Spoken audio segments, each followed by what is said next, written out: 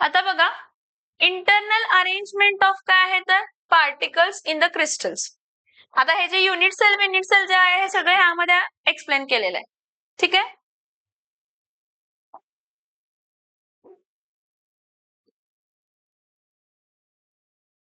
Internal arrangement of particles in what? Internal arrangement of particles in crystal. हे बघा, हा जो डॉट दिसतोय तुम्हाला, हा डॉट म्हणजे कॉन्स्टिट्युएंट पार्टिकल आहे. आणि हा जो कॉन्स्टिट्युएंट पार्टिकल आहे हा 1/8 काय होत असतो तर शेअर होत असतो दर कॉर्नरला. दर कॉर्नरला किती शेअर होत असतो? 1/8. किती शेअर होत असतो? 1/8. ओके. सो इच कॉन्स्टिट्युएंट पार्टिकल, मॉलिक्यूल असू दे तो पार्टिकल किंवा ऍटम असू दे किंवा आयन असू दे, will be represented by a dot. and each dot is called as lattice point. आठवते का? मी तुम्हाला म्हटलं ऍक्च्युली हे कॉन्स्टिट्युएंट पार्टिकल्स आहेत, स्पेरिकल असतात शेप मध्ये. कसे असतात शेप मध्ये? कसे असतात शेप मध्ये? स्पेरिकल. कसे असतात शेप मध्ये? स्पेरिकल. कसे असतात शेप मध्ये? स्पेरिकल. हे जे काही कॉन्स्टिट्युएंट पार्टिकल आहेत हे स्पेरिकल आहेत. आणि ह्यांचे जर आपण सेंटर घेतले आणि ह्या सेंटर्सला जर आपण हॉरिझॉन्टली आणि व्हर्टिकली काय केलं तर जॉईन केला तर तुम्हाला एक रिपीटिंग युनिट दिसतं.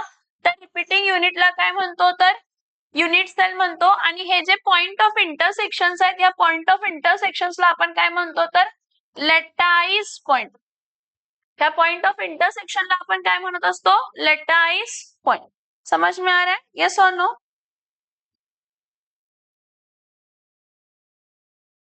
सो लॅटाईस, क्रिस्टल लॅटाईस और space lattice. Lattice, crystal lattice और स्पेस लॅटाईस काय आहे?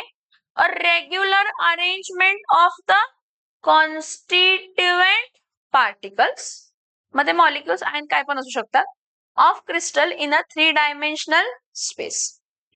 एक पॉइंट लॅटाईस पॉइंट आणि खूप सारे लॅटाईस पॉइंट जे अरेंजमेंट देतात त्याला स्पेस लॅटाईस म्हणतो.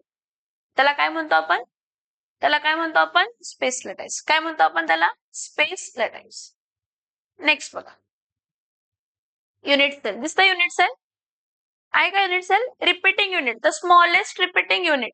Unit cell is the smallest. Unit cell is the smallest repeating unit. Unit cell is the smallest portion of a crystal lattice which when repeated in a different direction generates the entire lattice. काय generate करतो? Entire lattice. Lattice point सगळे काय करतो असतो तर arrange करतो असतो. हे बघा, परत सांगते, हे कॉन्स्टिट्युएंट पार्टिकल कसे आहेत माहिती का? हे असे आहेत.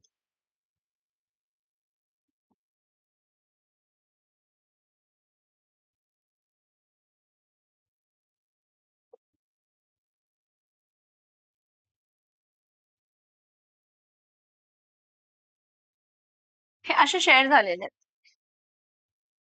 तर ह्या कॉर्नरला भरगतच आहे तो युनिट सेल जो आहे तो कसा आहे? युनिट सेल जो आहे तो एक काय झालं अरेंजमेंट झालं, पण ऍक्च्युली त्यामध्ये काय होते तर कॉन्स्टिट्युएंट काय होते तर पार्टिकल. ऍक्च्युली त्यामध्ये कसले पार्टिकल्स होते? ऍक्च्युली त्यामध्ये कसले पार्टिकल्स होते? Constituent particle. So unit cell किती प्रकारचे असतात? 2. प्रिमिटिव्ह युनिट सेल आणि कोणता असतो तर centred unit cell. Primitive unit cell म्हणजे काय? 8 कॉन्स्टिट्युएंट पार्टिकल 8 कॉर्नरला असणार आहेत, ते सोडून अजून कुठं दुसरीकडे नसणार आहे.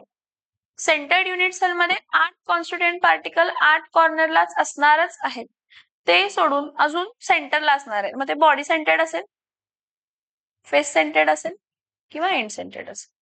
बॉडी सेंटर्ड असेल, फेस सेंटर्ड असेल किंवा काय असेल तर एंड सेंटर्ड. येते का लक्षात? Yes or no? Yes or no? Next, centred unit cell और non primitive unit cell. Centred unit cell किती प्रकारचे आहे? एक बॉडी सेंटर्ड, एक फेस सेंटर्ड युनिट सेल आणि एक काय आहे तर एंड सेंटर्ड. बॉडी सेंटर्ड काय म्हटला? 8 कॉन्स्टिट्युएंट पार्टिकल 8 कॉर्नरला असणारच आहेत, अजून एक कुठं असणार आहे तर बॉडीच्या आत. Face centred unit सेलला 8 constituent particle 8 corner असणारच आहेत, ते सोडून दर फेसच्या सेंटरला, दर फेसच्या सेंटरला आणि एंड सेंटरला मी काय म्हटलं, 8 कॉन्स्टिट्युएंट पार्टिकल 8 कॉर्नरला असणारच आहेत, ते सोडून कोणत्याही अपोजिट एंडच्या फेसेसला, दोनच फेसेसला, वरच्या तर खालच्या, इकडच्या तर इकडच्या, असं असणार आहे. Okay. Next, number of particles per unit cell. आता number of particle per unit cell हे आपण क्युबिक युनिट सेल्सच काढतो. कोणाचं काढतो? फक्त क्युबिक युनिट सेल. नॉर्मली इथं बघा, ठीक आहे, पहिला हे डिस्कस करूया. Number of particles per unit cell कसा असतो?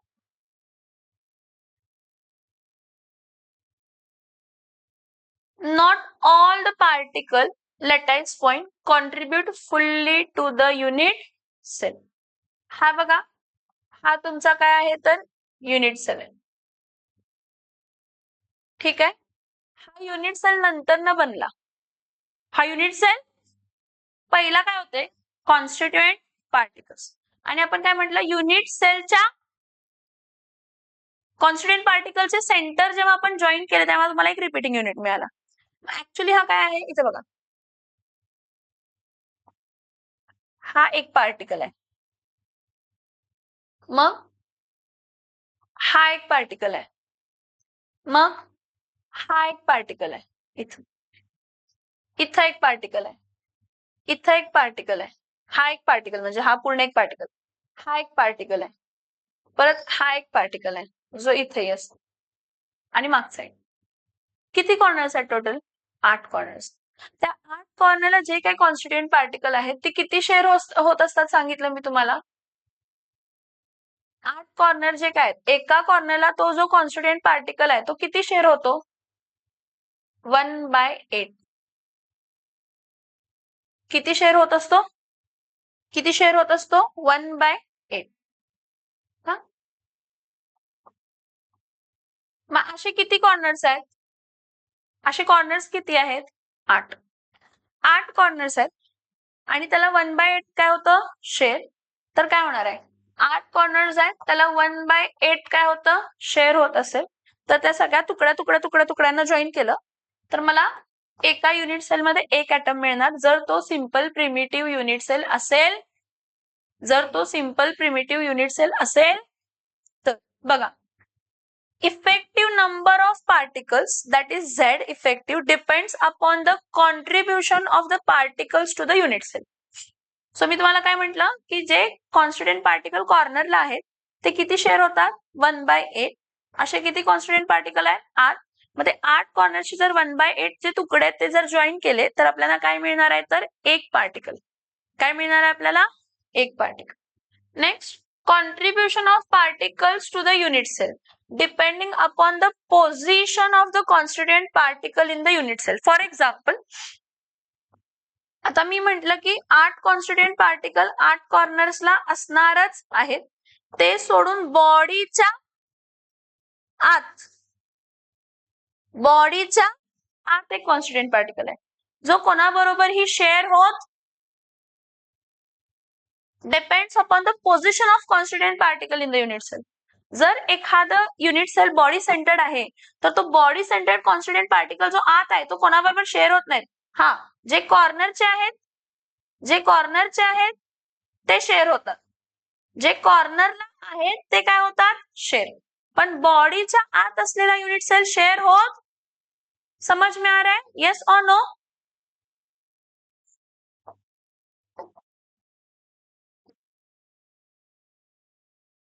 इथं बघा, contribution of the corner particle.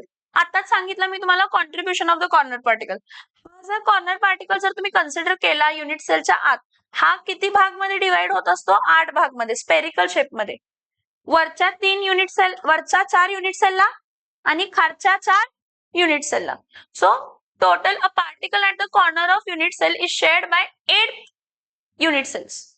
म्हणजे हा जो पर्टिक्युलर एक युनिट सेल आहे, हा जो कॉन्स्टिट्युएंट पार्टिकल इथं जो आहे तो कॉन्स्टिट्युएंट पार्टिकल अजून किती जणांबरोबर शेअर होतोय? 8 जणांबरोबर. तो 8 जणांबरोबर शेअर होताना किती शेअर होतो? 1/8. म्हणजे तुम्हाला आताच सांगितलं की जो कॉर्नर पार्टिकल आहे तो 1/8 शेअर होतो एका युनिट सेलला. आणि युनिट सेलला कॉर्नर किती आहेत तर 8.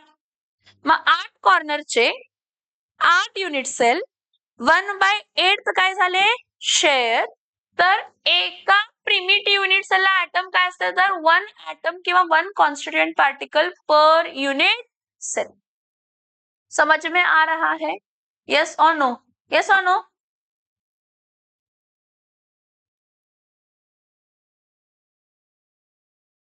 अ पार्टिकल ऍट द फेस. जरा इथं लक्ष द्या.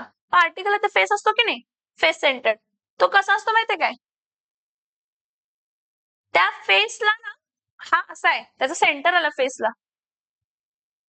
ज्या पर्टिक्युलरली 2 फेसेस असणार आहेत ना, फेस सेंटर्ड म्हणजे ह्याच्या वरती एक फेस असणार आहे आणि ह्याच्या खाली एक फेस असणार आहे. तर त्या युनिट सेलला तो किती शेअर करतो? हाफ. आणि त्याच्या वरच्या युनिट सेलला किती शेअर करतो तर हाफ. समजून घ्या. जर एक फेस सेंटर्ड युनिट सेल आहे, त्या फेस सेंटर्ड युनिट सेलला जो फेसच्या सेंटरला पार्टिकल आहे ना, तो फेसच्या सेंटरचा पार्टिकल कसा शेअर होतो?